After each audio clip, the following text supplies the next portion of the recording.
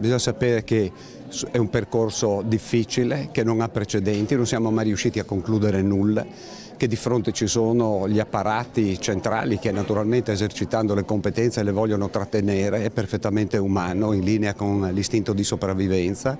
Il costituzionalista Mario Bertolissi invita alla pazienza e alla determinazione. Portare a casa l'autonomia del Veneto non può essere un percorso facile. Bertolissi non si stanca di ripeterlo, con una riforma del genere è fisiologico incontrare delle resistenze. È difficile. Perché scrivevano sulla patria del Friul del 1946, Roma non molla se non quando è messa alle strette, e poi dicevano ancora, è una considerazione umiliante, ma purtroppo bisogna farla. Che le resistenze siano molto forti non solo sul piano politico ma anche accademico lo ha testimoniato il dibattito sull'autonomia che a Padova ha ospitato il costituzionalista napoletano Matteo Villone, secondo il quale il rapporto tra Stato e Regioni può essere limato ma non stravolto. Respinta con forza anche l'affermazione di Zaia, secondo la quale l'autonomia porta ad una responsabilizzazione delle amministrazioni locali nell'uso delle risorse.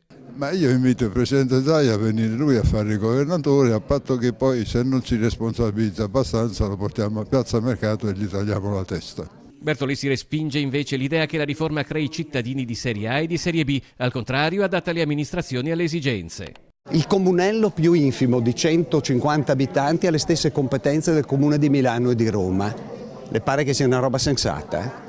Le pare che regioni con economie diverse, strutture sociali diverse, imprenditoria diversa debbano avere le medesime competenze, eccetera? Questa è una soluzione di carattere napoleonico oppure, che so io, erede del bandito Procuste che voleva tutti della stessa misura? L'attenzione è tutta rivolta al Parlamento italiano. Secondo il motto di Rocco, quando il Padova navigava nelle parti alte della classifica, palle lunghe e pedalare.